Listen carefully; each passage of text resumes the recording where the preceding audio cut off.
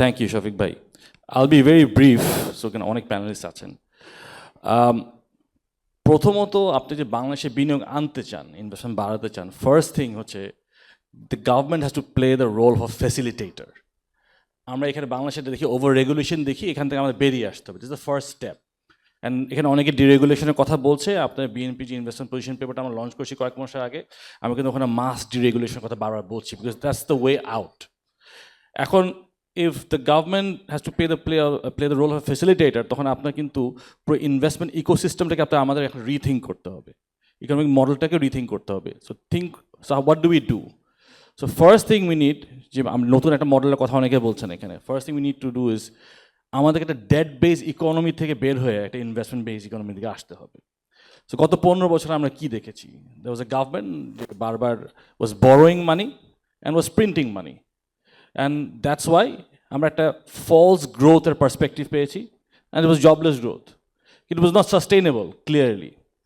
আপনার যদি একটা টেকসই উন্নয়ন আপনি চান, তাহলে আপনার প্রথমে একটা ইনভেস্টমেন্ট বেস ইকোনমিতে যেতে হবে, যেখানে বিনিয়োগের মাধ্যমে কর্মসংস্থান সৃষ্টি হবে এবং সম্পদের সৃষ্টি হবে, ওয়েলথ ক্রিয়েশন হবে। So this is one thing. এই অ্যাপ্রোচটাকে আমাদের, এই প্যারাডাইম শিফটটা আমাদের আসতে হবে সবার আগে। তারপর হচ্ছে গিয়ে আমাদের বেসিক্যালি বাংলাদেশে, আমি নিজে একজন প্রাইভেট সেক্টরের মানুষ, so I am wearing two hats here today. আমি রাজনীতির সাথে সম্পৃক্ত এবং ব্যবসার সাথে সম্পৃক্ত। সো আমার পার্সোনাল এক্সপিরিয়েন্সেসগুলো কি, বাংলাদেশে বিনিয়োগ যারা করতে আসেন, ডোমেস্টিক ইনভেস্টর বলেন আর যারা বাইরে থেকে আসেন, তারা কী চান? সবাই একটা টাইম বাউন্ড এক্সপিরিয়েন্স চান। সবাই 5-6 মাস 7 মাস ধরে সরকারি অফিসে গিয়ে ঘুরতে চান না। হ্যাঁ, একটা পার্টিকুলার সময়ের মধ্যে তারা চান তাদের যে লাইসেন্সিং ডকুমেন্টেশন যেন হয়ে যায়। এক, দুই হচ্ছে সবাই চান হচ্ছে গিয়ে একটা কি বলবো, ওয়ান স্টপ সার্ভিস, যেখানে গিয়ে সেটা মোটামুটি সব সুযোগগুলো তারা পান। থার্ড হলো আপনার দেখবেন যে রেগুলার যেটা হয় আপনার বেশিরভাগ ইনভেস্টমেন্ট ফান্ড রিপ্যাট্রিয়েশনের তাদের মধ্যে একটা ভীতি কাজ করে, যে আমি বাংলাদেশে বিনিয়োগ করবো, আমি টাকাটা কেমন করে ফেরত নেব। হ্যাঁ, সো আপনার ইভেনচুয়ালি যেটা করতে হবে, আপনাকে এই রেগুলেটরি ফ্রেমওয়ার্কটাকে স্ট্রিমলাইন করতে হবে। সো আপনার রেড টেপিজমকে যদি না কমাতে পারেন, ব্যুরোক্রেটিক আপনার না কমিয়ে আনতে পারেন, তাহলে কিন্তু আপনি বিনিয়োগ বাংলাদেশে আনতে পারবেন না। সো এই জিনিসগুলোকে আমাদের একটু মাথায় রাখতে হবে। সো আরেকটা জিনিস হলো, ধরেন বিনিয়োগকারী যখন বাংলাদেশে আসে, অবকাঠামো ইনফ্রাস্ট্রাকচার অনেক ইস্যুস থাকে, এগুলোকে আপনার সামহাও দি আদার আপনার এগুলোকে প্ল্যাকেট করতে হবে। সো আপনার প্রথমত যে আইডেন্টিফাই করতে হবে যে বিনিয়োগ যারা করতেছে তারা কী চাচ্ছেন। হ্যাঁ, সো এই জিনিসগুলোকে যদি আমি রেগুলেট না করে আনি, স্ট্রিমলাইন না করে আনি, তাহলে যেটা হবে কি, বিনিয়োগের জন্য আসবে অনেকেই, কিন্তু ইভেনচুয়ালি স্থায়ী কোনো বিনিয়োগ হবে না। যেমন বিডাকে আপনার একটা লিগালি বাইন্ডিং এজেন্সি করতে হবে।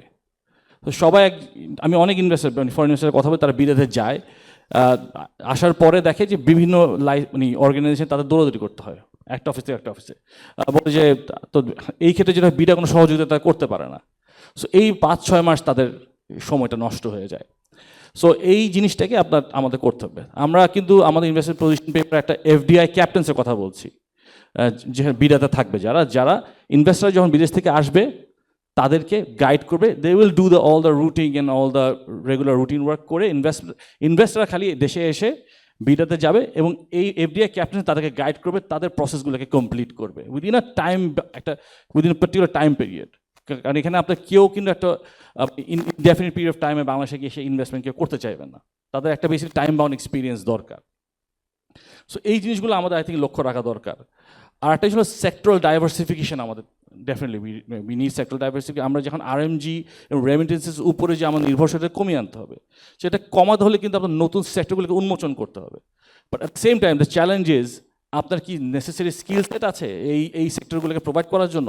কাজে আপনার স্কিল ডেভেলপমেন্ট অ্যান্ড আপনার sectoral diversification has to go parallel ইয়েতে। সো স্কিল সেটগুলো যখন ডেভেলপ করেন, তখন আপনার ওই সেক্টরের জন্য যখন আপনার দক্ষ কি বলবো, দক্ষ যারা কাজ করবেন তাদেরকে যখন আপনি রেডি করতে পারেন, তাহলে আপনি ওদেরকে ওখানে আপনাদেরকে প্রোভাইড করতে পারবেন। সো এই দুটো জিনিস কিন্তু প্যারালালি চলতে হবে। সো সেক্টর ডাইভার্সিফিকেশনের কথা আছে, প্রোডাক্ট ডাইভার্সিফিকেশনের কথা আছে, this is absolutely essential. So আমার মনে হয় যে এই কিছু জিনিস যদি আমরা নজর রাখি, আই থিঙ্ক দেন আমরা একটা investment friendly ecosystem or business friendly ecosystem develop করতে হবে। আরেকটা কথা আমরা বারবার বলছি, we talking about economic democratisation. আমরা বারবার পলিটিক্যাল ডেমোক্রেসির কথা বলি, বাট আপনার ইকোনমিতে কিন্তু ডেমোক্রেসি দরকার, কারণ আমরা গত 15 বছর একটা অলিগার্কিক সিস্টেমে ফেরত যেতে চাই না।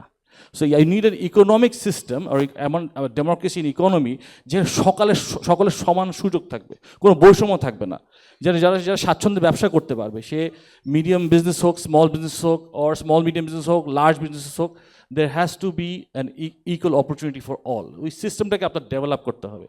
So I think these are very কি ফ্যাক্টরস। আই থিঙ্ক আমাদের একটা প্রিন্সিপাল মাইন্ড শিফট দরকার, যেখানে আমরা বেসিক্যালি ইনভেস্টমেন্ট যে সিনারিওটাকে নতুনভাবে চিন্তা করতে হবে। সো আমি এতটুকু বলবো, I will not take too much time because there is more people to speak here. So thank you.